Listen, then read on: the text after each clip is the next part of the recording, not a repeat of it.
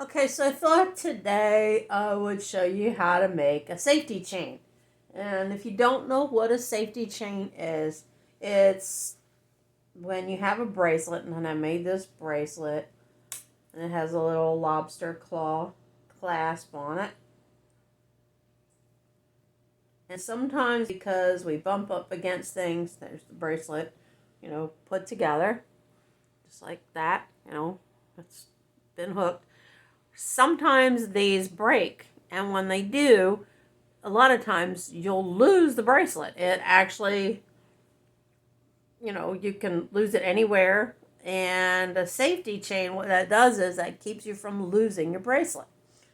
So you can make a safety chain or safety clasp or whatever you want to call it. I call it safety chain. Any number of couple of different ways. What you need is some jump rings that are about the size of the smallest bead on your bracelet. These are a little bit larger, but I've got them a little bit larger to demonstrate how to make the safety chain so that you can actually see it. Now what you'll need is you'll need 2 pairs of needle nose pliers or jewelry pliers, preferably the ones that have the little ridges in them because that grips it really good for you. And I have a straight pair like this, and then I also have a curved pair. These come in really handy. I really need to get more of these that are a little bit pointier. You can use tweezers, but tweezers do not have the strength of the solid metal on these jewelry pliers. So with that in mind, I typically will take the curved ones and hold the, let me see if we can get some more light in here, because I don't know if that might actually help. There we go. Maybe that might help a little bit. And your jump rings are typically already closed, and you want to put your teeth of your curved end pliers right by where the split in the ring is.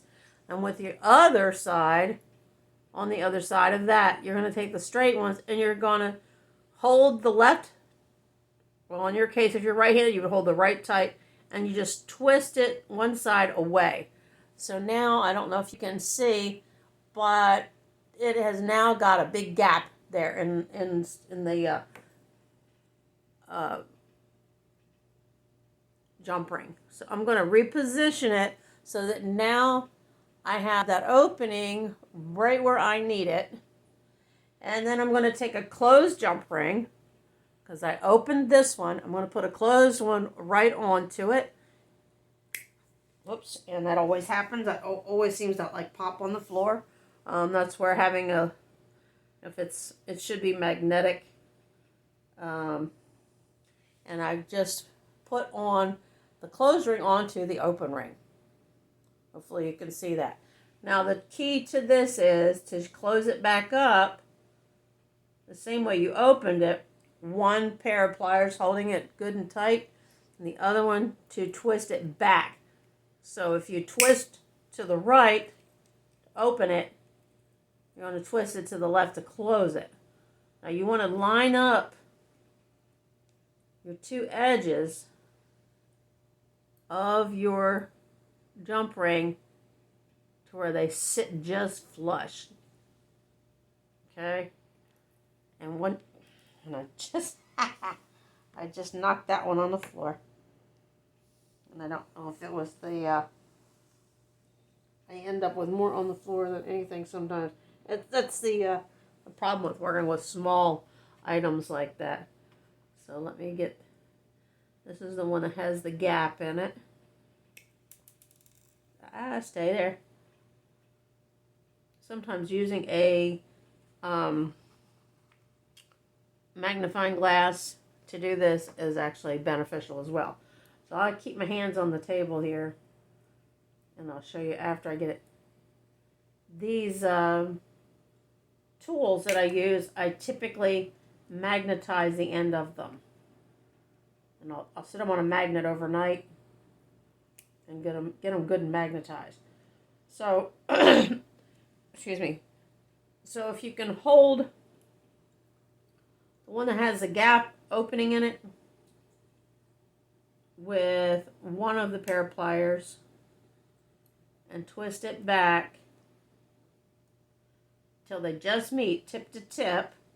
I think this should be able to show you tip to tip that's where they are. And then I like the curved ones to kind of like squish it together so they touch.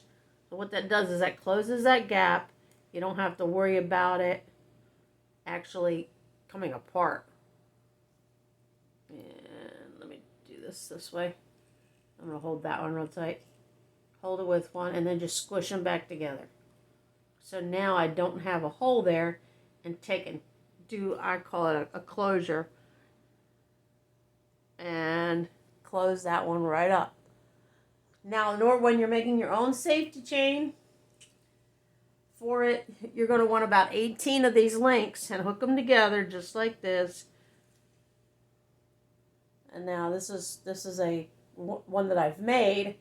The other thing you can do is if you've got some old jewelry, or like I do, I like to go to the Goodwill store and get some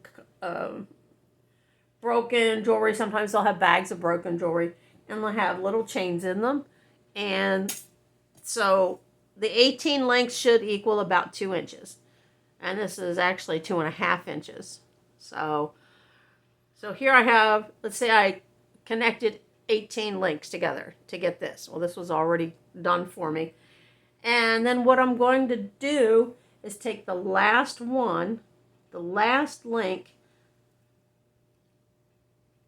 and pry it open just enough by that little twist motion and hook it to the bracelet. So let's see if I can do this without too much trouble.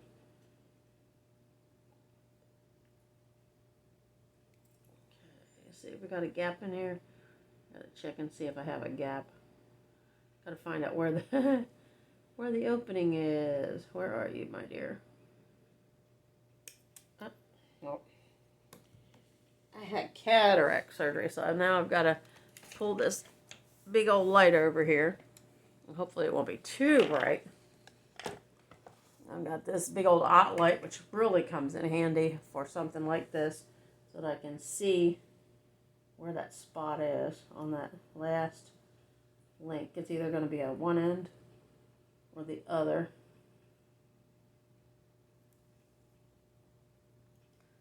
So a lot of times you can just feel it. You can feel a little bit of a rough spot. When I feel that little bit of rough spot, I know I found it. I'm just going to open it just a little bit, just enough to connect to the bracelet and this last the last link. So I'm going to put it in there. On one side, you'll put that link in, and you're going to close it back up. So now I have my safety chain linked to it, to the last link in here, and I've closed it back up, so it's not going to come off. And then you get a small lobster claw. I'll hold this like this so you can see it.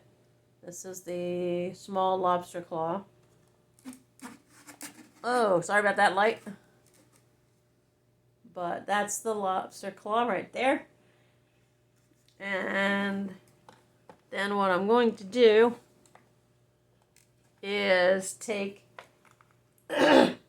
the other end of this safety chain, the free end here, this end on the up there, do the same thing by opening it up and attach that secondary lobster claw to it. And go like this. As you can see, hopefully you can see where it is opened. And put the lobster claw onto there. So I've got my lobster claw in there now, and I'm going to I was hoping I could get some light here to show you a little better. It's hard to get this lighting exactly right so that you all can see exactly what I'm doing. So I'm going to try my best this way. So let me bring this down just a little bit. Okay, so here I've got my lobster claw on it. And I'm going to twist it back shut. Like so. If you squish it really hard, what it does is it forces it to seal. So now we've got the, out of the way, we've got the safety chain. Let me see if I can't do this way for you. So now you can see here's the safety chain. It's attached to one end of the bracelet. And then on the other end, you have the regular clasping lobster claw. The safety chain, you want to clip it right behind that in that same ring. Let's see if I can get this on here.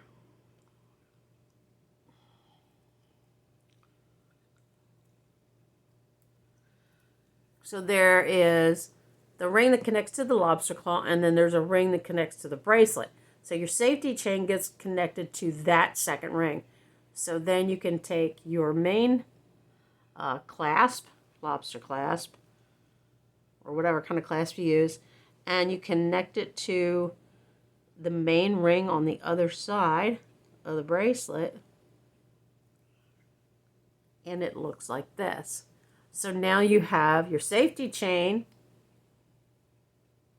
and what'll happen is if this main clasp should break, then let's say this clasp broke, the main clasp here broke or came undone or something, or bumped it or whatever, and it undid. Well, now you still have the bracelet intact, and that's what the safety chain is for.